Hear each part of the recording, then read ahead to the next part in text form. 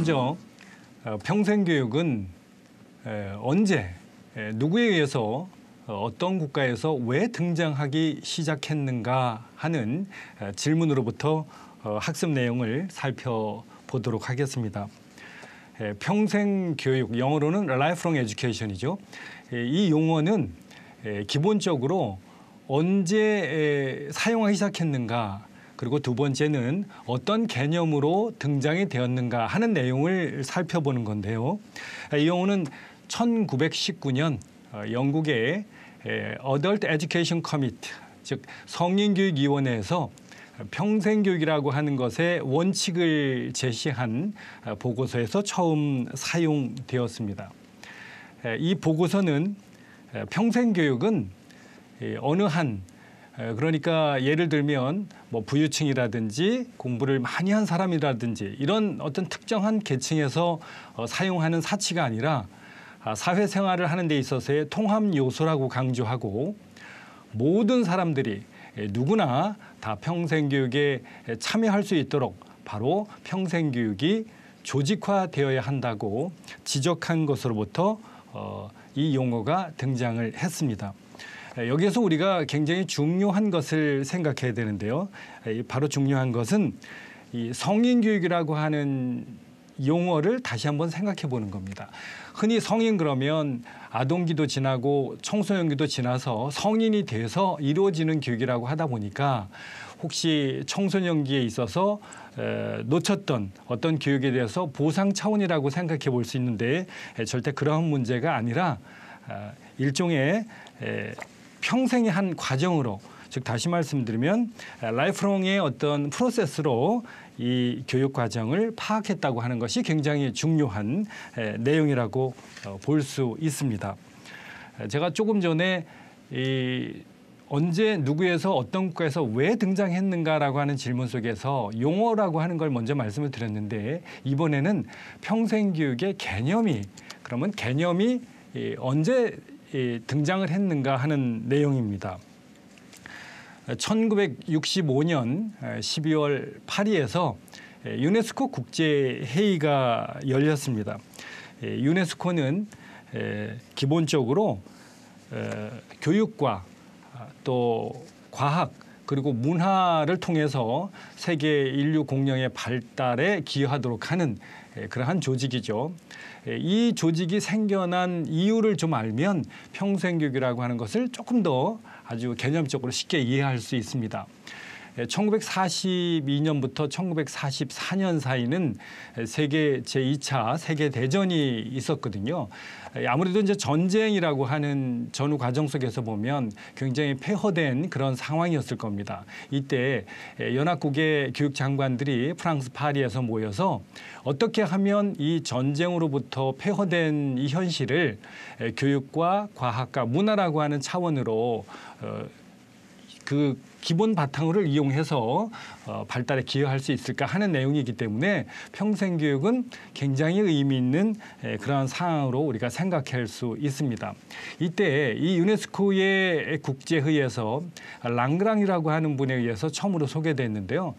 이후 이 유네스코의 평생교육 구상이 바로 교육의 통합, 어느 한편에 치우친 내용이 아니라 통합을 핵심 내용으로 해서 전 세계의 혁신적인 교육 이념으로 전파되게 되었다고 볼 수 있습니다.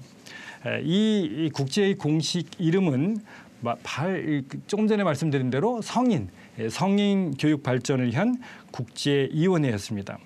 이 랑그랑은 기조연설에서 프랑스어로 된 계속교육, 교육의 어떤 재편성 논리를 주장하면서 당시의 교육에 관한 좀 고정관념을 좀 깨서 어떤 새로 혁신적인 방향으로 이 교육의 통합성을 강조한 내용이라고 할 수 있습니다. 이처럼 유네스코의 성인교육 발전을 위한 국제위원회에서 랑그랑의 계속교육에 대한 그 연구 논문이 이제 검토되었습니다. 그러다 보니까 유네스코는 출생에서, 그러니까 인간이 태어나서 죽음에 이르기까지 일생을 통해서 행해지는 교육 과정으로 보아야 한다. 또 전체적으로는 통합적이어야 할 필요성이 있는 교육 과정이 한다는 것을 강조하게 됩니다. 이런 것을 바로 평생교육이라는 구상을 결국은 승인해야 된다라고 하는 내용으로 이 평생교육의 개념이 등장하게 되었습니다. 이 권고안은 결국 평생교육을 세계적으로 확산을 시키게 되는 계기가 되었고 또 교육개혁을 위한 지도 이념으로서 평생교육 활동, 태동의 어떤 계기가 되었다라고 볼 수 있습니다. 그러면 랑그랑이 주장했던 평생교육의 구체적인 내용을 좀 살펴보도록 하겠습니다. 랑그랑은 평생교육에 대한 주장으로서 5가지 내용을 제시했거든요. 그 첫 번째가 바로 요람에도 무덤까지, 태어나서 사람이 죽을 때까지 일생을 통해서 교육이라고 하는 것은 계속해서 기회가 주어져야 한다. 즉 기회가 제공되어야 한다라고 강조하고 있습니다. 두 번째는 인간은 발달 단계에 의해서 성숙해지고 삶의 어떤 과정이 이루어지는데요. 이러한 개인의 발달 단계에 따라 필요한 그때그때의 교육이 있다라고 하는 겁니다. 또 발달 단계에 맞게 조화롭고 통합된 교육도 결국은 이루어져야 한다라고 하는 내용입니다. 이것이 이제 두 번째 주장 내용이고요. 세 번째는 성인에 좀 국한된 내용이겠죠. 회사에서는 평생교육의 실현을 위해 노력해야 한다.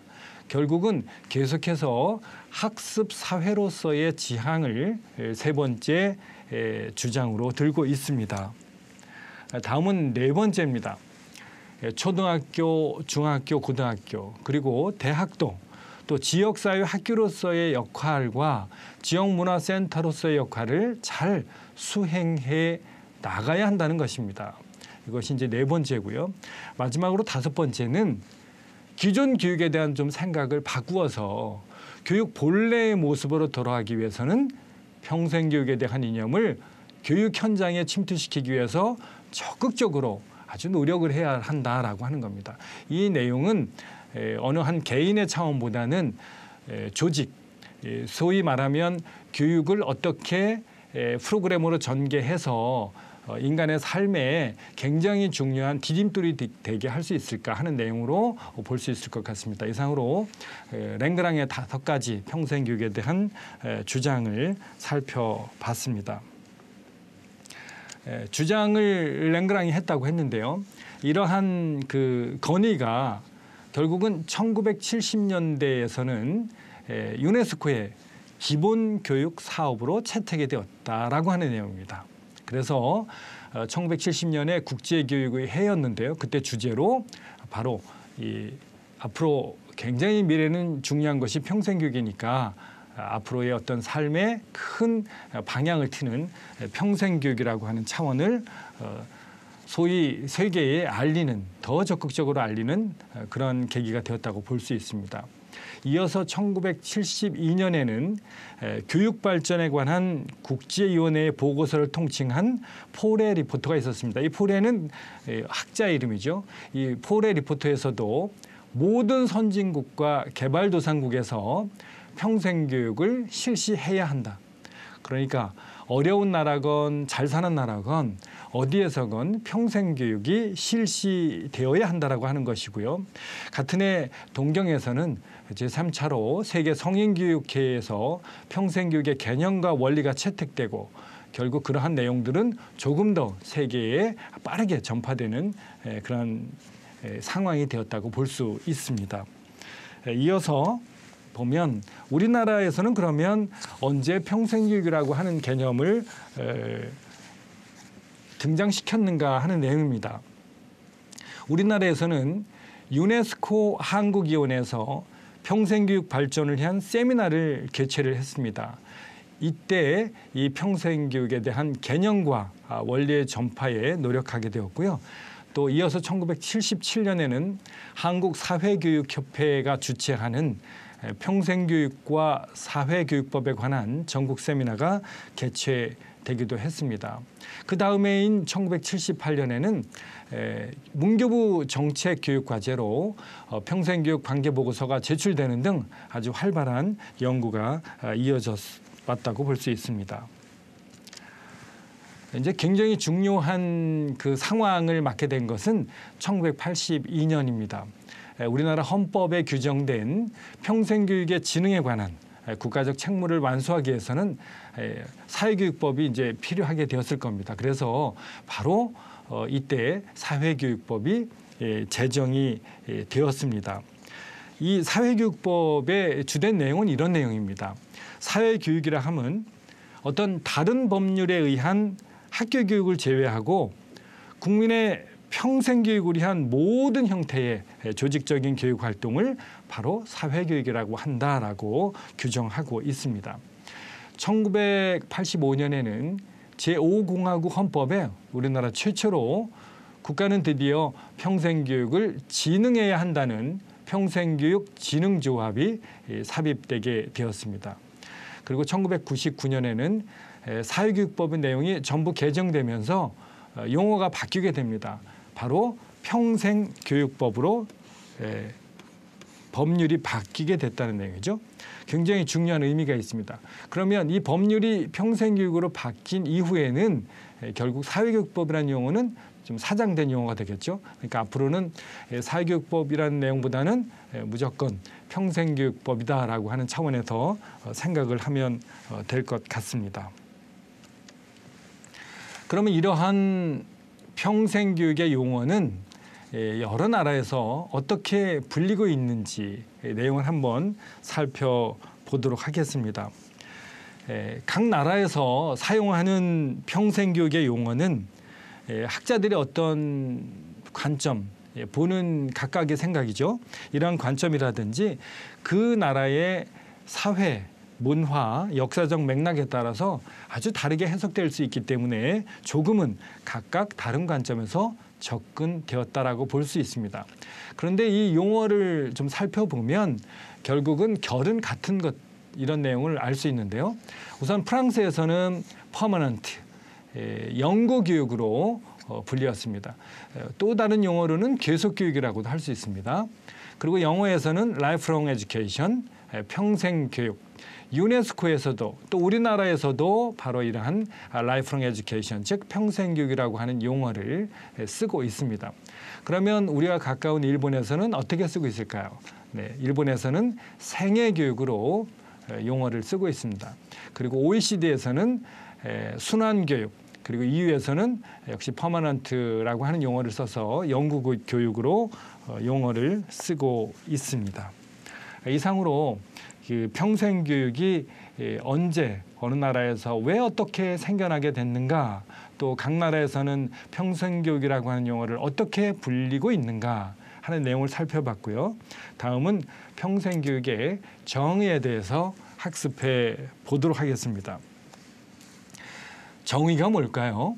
이 정의를 먼저 좀 생각해 보면 일단은 어떤 사물 속에는 기본적으로 외형적으로 드러난 개념들이 있습니다. 누구나 다 공통적으로 이해하고 해석하고 바라보는 눈이죠. 그런데 그 속성 속에는 본질적인 것들이 있는데 그러한 본질적인 속성들을 잘 드러낸 것, 공통적으로 느낄 수 있도록 올바르게 해석하고 바라보는 눈을 하나의 어떤 공통점으로 제시되는 것이 바로 정의라고 볼 수 있습니다. 그렇다 그러면 평생교육에 대한 정의가 무엇인지라고 하는 이 과정에서는 좀 쉽게 이해할 수 있을 것 같습니다. 먼저 평생교육에 대한 정의에는 기본적으로 우리의 삶과 평생이라고 하는 생각을 반드시 할 수 있습니다. 태어나서 죽을 때까지 우리가 살고 있는 전 과정, 그러니까 결국 평생이죠. 이 평생 동안 살고 있는 과정에서 우리는 계속해서 학습하고 공부해야 하는 어떤 교육의 과정이 있는데 이것을 통합이라고 하는 차원에서 바라본다라고 하는 의견입니다. 그리고 두 번째는 표현 방식은 조금 다르긴 하지만 각 나라에서도 용어가 조금 달랐지만 결은 같다라고 말씀을 드렸는데요. 평생교육은 요람에서 결국 무덤까지의 교육과 또 모든 장소에서 이루어지는 교육을 통합한 교육의 총체적 체제라고 할 수 있다라고 하는 내용입니다. 하지만 우리나라의 경우는 2007년 개정된 평생교육법 제2조 규정에서 학교 교육을 배제시키고 있습니다.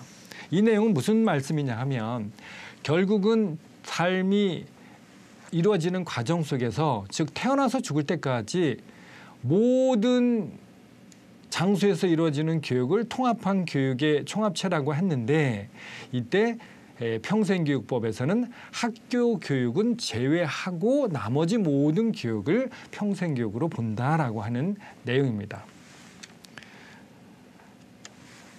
계속해서 평생교육의 어떤 정의에 대해서 이어지도록 하겠습니다. 자, 조금 전에 1982년에 제정된 사회교육법, 아까 조금 전에 설명을 한번 드리긴 했었는데요. 좀 이번에 좀 자세히 말씀을 드리면 다른 법률에 의한 학교 교육을 제외하고 학교 교육은 제외했습니다. 그리고 국민의 평생 교육을 위한 모든 형태의 조직적인 교육 활동을 말한다라고 하는데 이 조직이라고 하는 생각이 굉장히 중요한 것 같아요. 이 조직적이라고 하는 얘기는 어떤 의도가 있어야 되는 것이라고 보면 될 것 같습니다. 구체성이라고 하는 것이 대두가 되면 될 것 같습니다. 형태가 갖추어져 있는 것이라고 보면 생각하면 될 것 같습니다. 결국 평생교육에 대한 개념적 정의에서는 학교 교육은 포함하고 있지만 법적 제도적 정의에서는 학교 교육을 제외하고 있다. 요거는 종전의 사회교육의 정의를 따르고 있었기 때문에라고 하는 것으로 우리가 좀 이해하면 쉽게 좀 편하게 생각해 볼 수 있는 내용이었습니다. 다음은 계속해서 이 학자들은 어떻게 평생교육이라고 하는 것을 바라보고 있는지 잠시 그 학자들의 논의를 개관하는 시간을 갖도록 하겠습니다. 우선 랭그랑입니다. 이 랭그랑은 평생교육의 개념을 처음으로 등장시킨 사람이기도 한데요. 어떤 내용을 그가 평생교육이라고 하는 것을 정의하고 있는지 한번 바라보도록 하겠습니다. 평생교육은 누구 어느 한 개인에 국한하는 것이 아니라 모든 국민들에게 일생을 통해서 즉 평생을 통해서 각자 자신이 가진 다방면에 걸친 소질을 계속적으로 좀 발전을 시키고 결국 그렇게 함으로써 사회의 발전에 충분히 참여할 수 있게 하는 교육이다. 이것이 바로 평생교육이라고 하는 겁니다.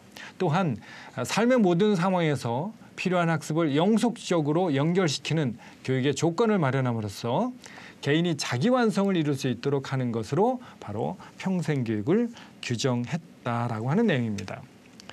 결국 랑그랑이 제시한 평생교육의 원리는 교육의 전 과정이 통합되어야 된다고 하는 것이고요.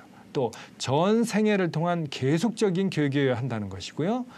통합적인 연결 조직의 필요성 그리고 생애 전기간을 통한 수직적 통합과 생활 어떤 여러 가지 삶에 이루어지는 수평적 조직을 함께 평생교육의 원리로 제시를 하고 있습니다. 다음은 김종서의 평생교육에 대한 논의 개관입니다. 김종서는 평생교육은 인간의 삶의 질 향상이라는 이념 추구를 이어서 필요하다. 언제? 태어나서부터 우리가 흔히 태어나서부터 유아교육, 아동교육, 청년교육 또 성인 전기, 성인 후기, 노인에 이르기까지 아주 수직적으로 일생을 통해서 교육이 이루어지는 것을 보았고요.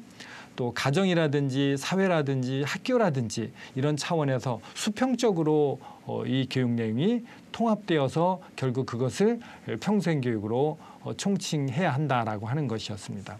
그것은 개인의 잠재 능력의 신장과 사회 발전에 참여하는 능력의 개발을 목적으로 한다고 정의하고 있습니다. 다음은 다베이의 논의입니다. 평생교육이라는 새로운 개념은 결국은 변화 또 강조의 주요한 방향을 나타내는 몇 가지 단어로 요약해서 설명을 하고 있는데요. 그런 세 가지의 단어로서 확장, 또 혁신, 종합 이렇게 들어서 평생교육의 논의를 개관하고 있습니다. 다음은 장진호가 개관한 논의입니다. 장진호는 평생교육은 역시 전 생애를 통해서 능동적으로 학습을 할 기회를 포착함으로써 인간성의 조화로운 발달을 꾀해야 한다. 또 요즘 굉장히 아주 급변하는 시대에 우리가 살고 있는데요. 변화하는 현대 생활을 슬기롭게 대처하고 또 창조적으로 개척해 나갈 수 있는 지식과 기능을 익히는 것이다. 또한 사회생활을 하는 데 있어서 다른 사람과 더불어 공동체의 복지를 증진시키는 인간화 교육을 의미하는 것이라고 장진호는 정의하고 있습니다. 조금 더 살펴보겠습니다. 정지훈과 김지자의 논의입니다. 평생교육이란 이분들도 역시 모태로부터 결국은 뭐 아기가 엄마의 뱃속으로부터죠. 이때부터 태어나서 죽을 때까지 행해지는 교육을 이것이 바로 평생교육이다. 아주 계속해서 우리는 결의 같은 내용을 볼 수 있습니다. 배장우에 대한 논의입니다. 배장우는 인간에게 모태로부터 죽을 때까지의 전 생애를 두고 어떤 행동의 변화를 유발시키고자 언제 어디서나 제공되는 재교육 활동이 바로 평생교육이라고 이렇게 설명을 하고 있습니다. 지금까지 학자들의 논의 개관을 살펴보았고요. 다음으로는 평생교육의 법적, 제도적 정의에 대해서 살펴보도록 하겠습니다. 두 가지 차원에서 이제 좀 볼 수 있습니다. 평생교육의 법적, 제도적 정의는 좁은 의미의 정의입니다. 좁은 의미의 정의. 왜냐하면 법률이라고 하는 것을 들어서 일종의 어떤 국한성을 두기 때문에 그런데요. 그 내용을 좀 살펴보겠게요. 평생교육법 제2조 제1항의 정의를 다음과 같이 하고 있습니다. 이 내용 굉장히 중요하니까 우리가 꼼꼼히 한번 살펴보도록 하겠습니다. 평생교육이란 여러 가지 평생을 통해서 이루어지는 교육인데 학교의 정규 교육 과정은 제외한다. 그러니까 학교의 정규 교육 과정을 제외한다는 것은 초등학교, 중학교, 고등학교, 대학교 이런 정규 교육 과정을 얘기하겠죠. 그것을 제외한 학력 보완, 성인 문자 획득, 직업 능력 향상, 인문교양, 문화예술, 시민 참여 교육 등을 포함하는 모든 형태의 조직적인 교육 활동이다. 이렇게 평생교육법을 평생교육의 법적 에서는 정의하고 있는 내용입니다. 다음은 이념의 바탕을 둔 정의입니다. 조금 전에 법적 제도적 정의는 좁은 의미의 정의라고 볼 수 있다고 했는데요. 이번에 이념의 바탕을 둔 정의는 넓은 의미의 정의라고 볼 수 있습니다. 이때 넓은 의미로 볼 때 평생교육이라고 하는 것은 시각적으로는 전생애죠. 전생애. 그리고 공간적으로는 전 삶의 공간. 어디든지 국한하지 않는 내용입니다. 그리고 형식적으로는 소위 형식, 비형식, 무형식 교육을 통치하고 있습니다. 이 내용은 뒤에서 잠시 더 설명을 드리겠습니다. 그러면 이 내용을 좀 구체적으로 조금 더 살펴보도록 하겠습니다. 우선 교육 시기의 확장입니다. 교육 시기의 확장이라고 하는 것은 우리가 전통적으로 공부를 했던 장소인 유치원, 초등학교, 중학교, 고등학교, 대학교 같은 그런 학년기에 이루어지는 내용들이죠. 이런 시기뿐만 아니라 성인기와 노인기까지 교육에 관심을 갖고 있어야 된다라고 하는 것이고요. 1차적인 시간의 개념뿐만 아니라 개개인이 필요로 하는 교육 시점에서 어떤 교육이든지 참여할 수 있는 것이 바로 이 교육 시기의 확장이라고 볼 수 있습니다. 두 번째는 교육 공간의 확장입니다. 우리는 물리적 공간과 가상의 공간 이 모든 것을 다 포함한다고 볼 수 있겠죠. 물리적이라고 하는 것은 뭐 학교라든지 가정이라든지 뭐 시민단체라든지 기업체라든지 이런 곳에서 이루어지는 것이 될 것 같고요. 또 가상의 공간이라고 하는 것은 실제로 존재하는 공간은 아니죠. 그렇지만 지금 정말 우리 삶에 너무도 아주 깊숙이 우리가 모두 이 속에서 연결되어 있는 거라고 볼 수 있는데요. 바로 네트워크로 연결된 통신망이라고 볼 수 있습니다. 세 번째, 교육 형식의 확장입니다. 평생교육과 유사한 개념이라고 볼 수 있는 계속교육, 또 성인교육, 추가교육, 생애 직업교육, 또 지역사회교육 이런 데서 강조하는 말 그대로의 모든 측면의 형식, 비형식, 무형식을 포함하고 있다라고 보면 될 것 같습니다. 그러면 형식 교육과 비형식 교육, 무형식 교육의 차이는 우리와 형태, 교수자, 학습자 그리고 교육 활동으로 구분돼서 설명해 볼 수 있는데 이것은 교과서에 자세히 나와 있으니까 한번 살펴보면 되겠습니다. 우선 간단히 평생교육이라고 하는 차원을 우리가 바라볼 때 지금까지 이어지는 내용 중에 형식, 또 비형식, 무형식이라고 하는 용어가 등장을 했는데요. 형식이라고 하는 것은 학교 안에서 이루어지는 어떤 방식의 교육이죠. 그러니까 결국은 학교 교육을 잘 마쳤을 때는 졸업장이 있고 또 학위 취득이 가능한 교육 과정이라고 볼 수 있습니다. 비형식은 학교를 제외한 모든 교육이라고 볼 수 있는데 이때 중요한 것은 구조화된 교육 활동을 볼 수 있습니다. 의도성이 있어야 된다라고 하는 것이고요. 형태를 갖추어 있어야 하는 것이라고 볼 수 있습니다.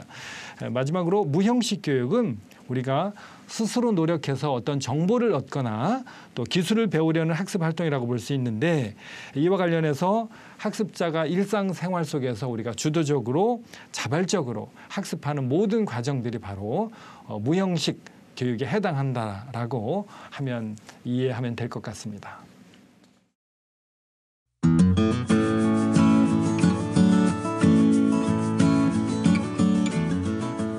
교육과 관련한 모든 이론과 연구는 여러 가지 특징적인 요소를 내포하고 있죠. 이러한 특징적 요소나 또 요소의 집합들은 어떤 우리가 탐구를 하는 데 있어서 중심적 과제와 요점을 제시하기도 하는데요. 평생교육은 학교교육과 같이 어떤 강제성이 있거나 또 어떤 규범적으로 딱 정해져 있는 것이 아니죠. 그래서 평생교육의 특성을 우리가 잘 반영한 이런 내용을 살펴봄으로써 평생교육에 대한 그 의미를 아주 좀 더 쉽고 확실히 이해할 수 있을 것 같습니다. 그럼 먼저 평생교육이 가지는 특성을 살펴보기 위해서는 두 가지 차원에서 접근해 볼 수 있습니다. 하나는 평생교육이 가지는 개념적인 재특성입니다. 그리고 두 번째는 우리가 소위 보편성에 근거한 일반적인 특성으로 나누어 볼 수 있는데요. 먼저 이 개념적인 재특성을 살펴보겠습니다. 그 첫 번째는 바로 학습자 중심이라고 하는 내용입니다. 학습자가 자신이 처해 있는 상황을 철저하게 분석하고 직면에 있는 문제를 해결하기 위한 일종의 능동적인 활동을 유도하도록 하는 태도와 관련이 깊습니다. 이와 관련해 스완스는 사회교육의 참여자들은 학습 분위기를 외부로부터 강요받기보다는 스스로 창출하고 있다. 결국은 학습자 중심으로 이루어지고 있다라고 하는 내용을 들고 있는데요. 능력 있는 학습자는 학습 내용과 방법을 실질적으로 운영하고 통제한다는 거겠죠. 그러니까 학습자가 학습에 대한 주인의식을 가지고 학습 목표도 스스로 정하고 학습 과제를 스스로 수행하고 또 방법에서 또는 평가에 이르기까지 자기주도적으로 학습을 수행하는 것이 바로 이 평생교육은 가능하고 실질적으로 그렇게 학습자 중심이 되고 있다라고 하는 것을 들 수 있습니다. 두 번째는 평생교육의 특성으로서 저렴한 비용을 들 수 있습니다.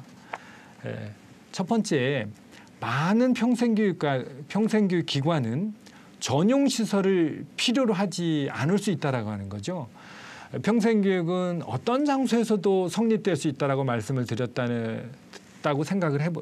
드렸었는데 이걸 생각해 보면 이 내용을 좀 아주 구체적으로 이해할 수 있습니다. 그러니까 실내 강의장뿐만 아니라 우리가 뭐 운동장이라든지 뭐 산이라든지 더 나아가서는 뭐 우리가 강과 바다에 이르기까지 어떠한 장소에서도 교육이 이루어지고 있다. 요즘은 특히 사이버 공간에서 평생교육이 아주 획기적으로 이루어지다 보니까 비용이 굉장히 들지 않고도 평생교육이 어떤 이루어지는 그 가치를 충분히 실현할 수 있다는 것을 알 수 있습니다.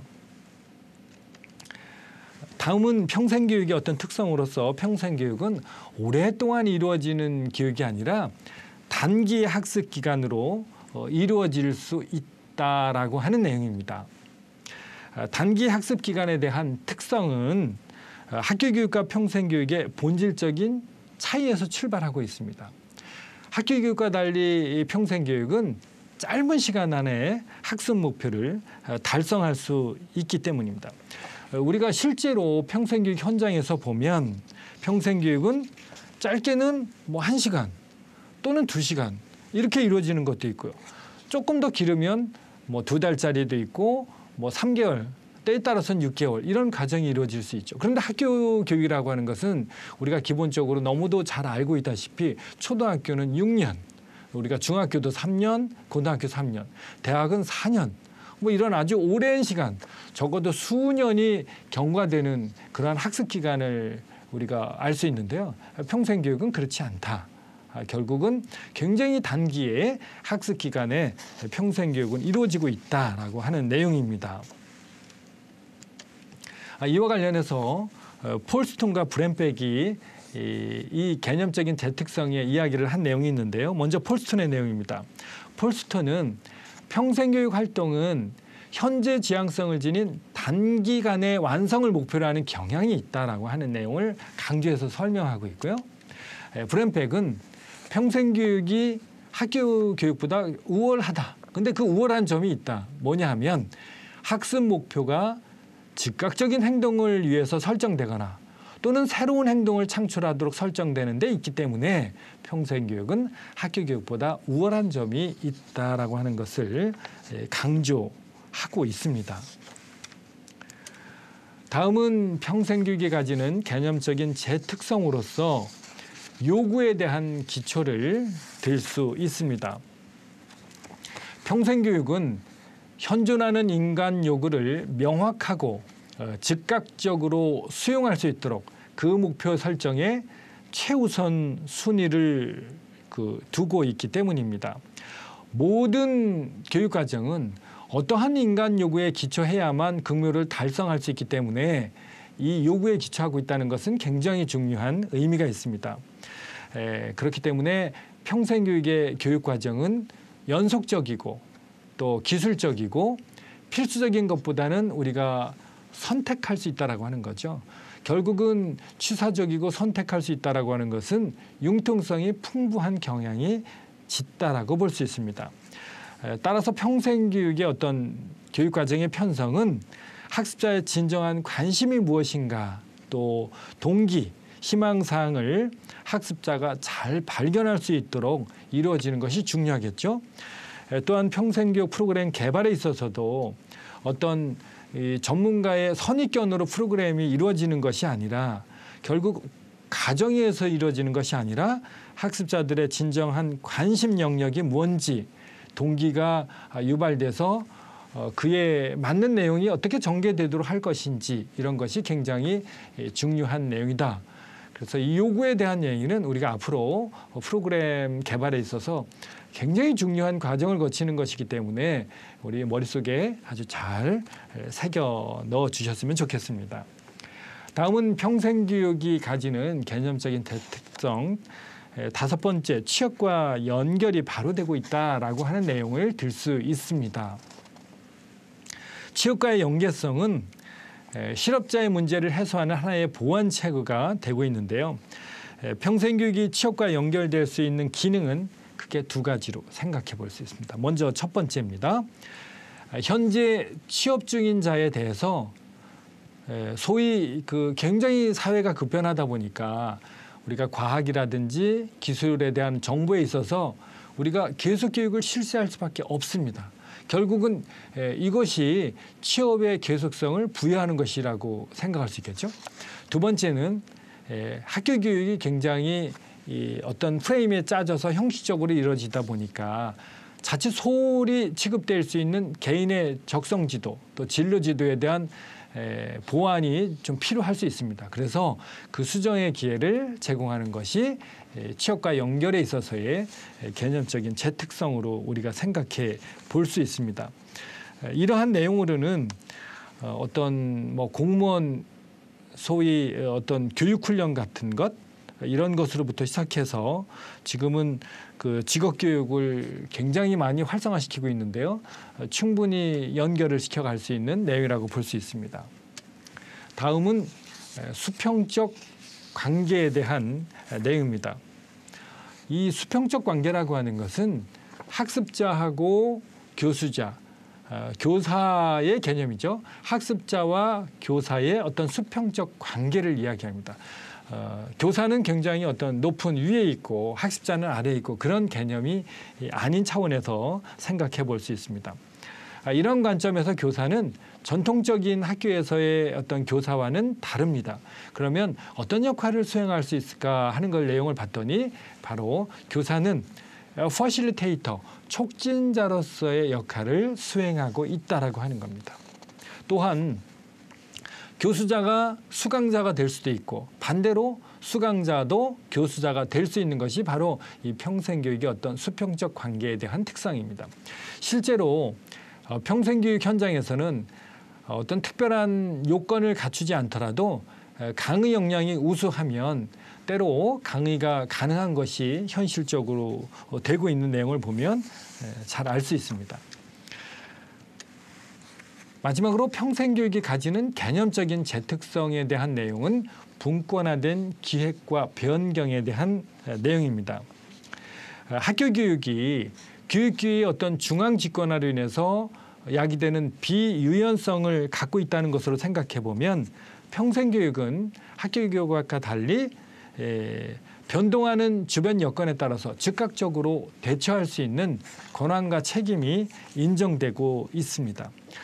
평생교육은 교육의 설계와 기획에 있어서 최대한 분권화를 보장하고 있다. 또 최대한의 변경 가능성을 인정해주는 유연성을 보장해주고 있다라고 하는 차원입니다. 이 분권화라고 하는 것은 이 용어만 보더라도 어느 한 권리와 또 권력을 누군가가 이렇게 통합해서 가지고 있는 것이 아니라 나누어 줬다라고 하는 것이죠. 그러니까 학교 교육의 어떤 형식적인 것이 이것의 어떤 권리를 다 가지고 있다라고 하면 평생교육은 그런 면에서 굉장히 융통성 있게 나누어서 실시되고 있다라고 하는 것을 볼 수 있습니다. 두 번째, 이어지는 일반적인 특성입니다. 보편성에 근거한 특성입니다. 먼저 사회화의 보완적 특성이 있다라고 하는 내용이죠.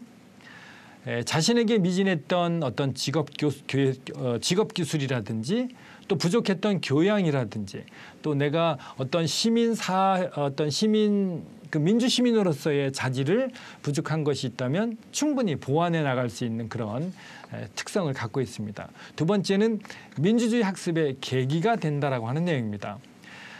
학업 성적과 연관되어 있지 않거든요. 평생교육은. 그러다 보니까 진정한 의미의 교육의 어떤 기회균등을 향유할 수 있다라고 하는 차원에서 올바른 민주주의 학습의 계기가 된다라고 볼 수 있습니다.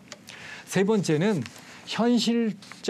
현실지향적인 특성을 가지고 있습니다. 평생교육의 내용은 바로 활용할 수 있는 것에 초점을 두고 있기 때문입니다. 그리고 네 번째는 학습자의 자발성과 자기주도성이 부각된다라고 하는 내용입니다. 학교 교육의 교육활동은 교육 목표의 설정부터 교육활동 결과의 평가까지 어떤 순환관계에 있죠. 그러다 보니까 각 단계는 반드시 꼭 그런 건 아니겠지만 기본적으로 교사 주도하에 이루어지고 있습니다. 하지만 평생교육 활동의 경우에는 다른 사람에 의해서 강요를 받거나 또는 어쩔 수 없이 학습 활동에 참여한 것이 아니고 자발적이고 또 그 결과 학습자의 자기주도적 학습이 가능하게 된다라고 하는 이러한 보편성에 근거한 일반적인 특성 4가지를 살펴봤습니다. 오늘 수업은 여기까지인데요. 그러면 간단히 오늘 그 학습했던 내용을 좀 살펴보도록 하겠습니다. 먼저 기억나십니까? 평생교육은 언제 누구에 의해서 어떤 국가에서 왜 등장하기 시작했는가 하는 내용이었습니다. 1965년 12월 파리에서 개최된 유네스코 국제회의에서 랑그랑에 의해서 정식적으로 소개되었다.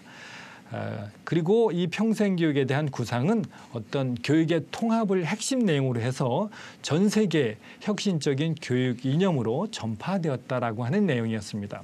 그리고 우리나라에서는 1982년에 처음으로 사회교육법이 제정되었고 또 1985년은 제5공화국 헌법에 최초로 국가는 평생교육을 진흥해야 한다라고 하는 내용이 삽입되었다고 했습니다. 그리고 1999년에는 이 사회교육법이 전부 개정되면서 현재 우리가 잘 알 수 있는 평생교육법에 대한 법률로 변경되었다라고 하는 내용이었습니다. 그리고 평생교육에 대한 정의에서는 평생교육은 삶, 또 평생, 통합 이런 차원에서 표현 방식은 다르지만 태어나서 죽을 때까지 모든 장소에서 이루어지는 통합된 교육의 총체적 체제다라고 이해하면 된다라고 말씀을 드렸습니다. 그러나 평생교육 법적 근거에서는 학교 교육을 제외하고 있다라고 하는 것을 우리가 알 수 있었습니다. 특성으로서는 개념적인 재특성과 보편성에 근거한 일반적인 특성이 있다고 말씀을 드렸습니다. 개념적인 재특성으로는 학습자 중심적이었고 저렴한 비용이었고 단기에 이루어지는 학습이었고 또 요구에 기초하고 있고 취업과 연결이 쉽고 교사와 학습자의 수평적 관계가 이루어진다라고 하는 차원이었고 마지막으로 분권화된 기업과 변경 등이라고 말씀을 드렸습니다. 보편성의 근거에서는 사회와의 어떤 그 보완성을 가지고 있고 또 민주주의 학습 계기가 되고 현실을 지향하고 있고 자발성과 자기주도성이 굉장히 중요한 일반적인 특성으로서 우리가 생각해 볼 수 있다라고 하는 내용을 말씀을 드렸습니다. 오늘 수업은 여기까지입니다.